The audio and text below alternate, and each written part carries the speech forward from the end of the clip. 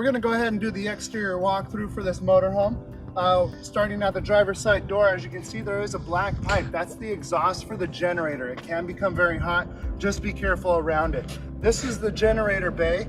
We'll go over the instructions on starting the generator on the inside.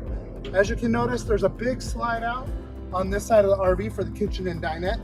Make sure you got 3 to 4 feet of room when you put the slide out so that you don't run into any trees, bushes, toys, bikes, quads that could cause any damage or get it off of the track. We've got a couple of storage compartments. Right here we have the exhaust for the hot water heater. It's a 5-gallon tank, takes about 15 minutes to heat up. And we have the exhaust for the furnace. This compartment is the propane bay. Just like your barbecue at home, you just twist it on and off. For your trip, you'll leave it on the entire time. A side note, the refrigerator will be running off of propane while you're driving. And when you plug in at the RV park, it'll switch to gas or electric depending on how you have the settings. It does have an exterior shower. When you do get to your RV park, you'll want to get the power cord out of the storage compartment, and you'll plug the outlet right into here, and you'll plug the cord into the RV electrical pedestal, and that will provide the RV power on the inside. We also have a generator that you can use if you're dry camping and you need to use those services. It's a 50-gallon tank, unleaded fuel. We also have the fresh water fill. So it has a 40-gallon fresh water tank. You would just remove this cap, put your garden hose in there.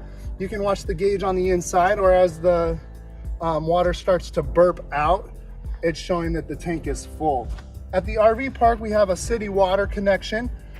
You take the water hose, plug it into the outlet, and then screw it into the side of the RV, and that's going to provide your water pressure to the inside of the RV. Right below there is what they call a Santa flush to flush out the black tank when you're dumping the tanks. Right here in this compartment is where the fun stuff is at.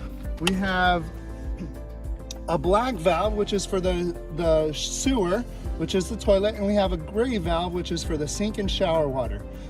You would twist on the sewer pipe, put it into the sewer hole into the ground. You would want to pull the black valve first, and then follow it with the gray valve, and that kind of washes out the pipe with the cleaner, dirty water. The hose is stored inside one of the compartments. Another large storage area. As we come around the back, we do have a ladder for maintenance. Please stay off the roof. It's just for access to service the AC unit or any other things up on top of the RV. We have a couple of more exterior compartments that you can store gear in. As you can see, there is another slide out for the back bedroom, as well as the double bunk beds for the windows. We have the back of the refrigerator for maintenance. There's no need there. Another exterior storage compartment, and then there's 2 outlets here that you're more than welcome to use. You do need to be plugged into the RV park or running the generator to access those outlets. And one other more compartment. There's lots of storage on this RV. One last reminder, it does have an exterior awning. It is only a shade structure. Wind, rain, snow, any other inclement weather, you're going to want to put it up. Anytime you are not using it, you're going to want to put it up. It is expensive to replace. It's just like a big giant kite out in the weather if it picks up. Let's head on inside. We're going to go through the interior of the RV now. When you first step into the door, we have a couple of switches that I want to go over. There's an exterior light switch, an interior light switch, a mood lighting little step light, and then we have the awning switch that puts the awning in and out. We have the battery disconnect switch. As you can see, the arrow is pointing towards 3 o'clock, towards the on position. At any time you turn it up, that's going to kill all of the power on the RV. You want to make sure that it stays at 3 o'clock the entire trip. Otherwise, you won't have any power. Most importantly, you'll lose your refrigerator. As we move here, we can see that we have the dinette. It actually does convert into a bed. There's a lever underneath that swings over. You would swing it, unlock it. With 2 hands, you would push down until the tabletop rests along this edge. And then you take the seat back cushions and bring those to the middle, and that forms a little bed. Up front, we do have a TV. It is on a swivel arm, so it does swivel out. We have the cab over bed. As you can see, there is a ladder. Please use the ladder up and down, not the seat back, For the dinette or the two front captain's chairs, they're not weight bearing. Those could break if you try to climb up without using the ladder. We have a couple of USB outlets here for you, and there's a couple throughout the RV that you're more than welcome to use. The couch does convert to a futon style bed. You lift up on the front and it would go ahead and lay flat, and just do the reverse to bring it back up. Plenty of overhead storage above the couch and above the dinette. We have the kitchen for the faucet. We also have a microwave, which is also a convection oven, and we also have a gas stove top. There's plenty of storage here in the kitchen. We've got a couple of drawers where you can store pans or any other cooking items that you would like. Just to reiterate, this is a microwave convection oven. It does not have a gas oven. Moving a little bit further, we have the refrigerator. Just be careful when you open up the refrigerator, you articulate it out and pull it. These are interesting, new design.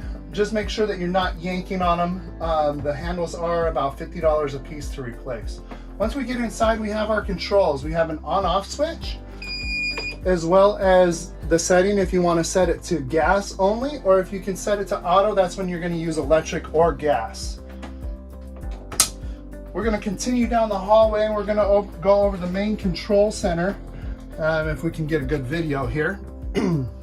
First things first, we have the generator hours meter, and then we have the start-stop button for the generator. To start the generator, you actually just push up and hold towards start.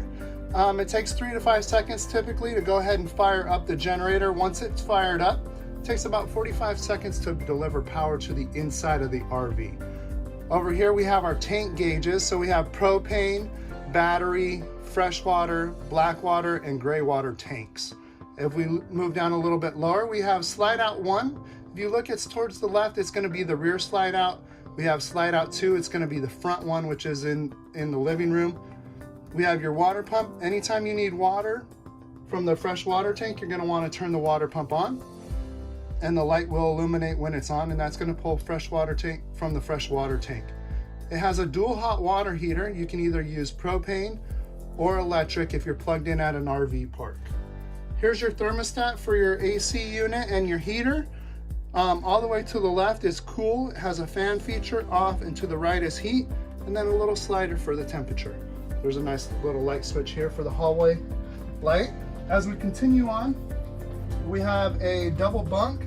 So just like the dinette up front, the table rests on this rail. If you look, there's a little black collar.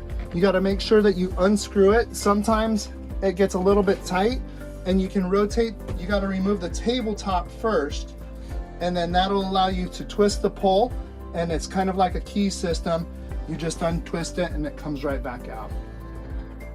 Please use the ladder for the overhead bunk. Let's take a look in the bathroom real quick. Should be pretty straightforward. We have a sink and vanity, and then we have a foot pedal to flush the toilet there on the right.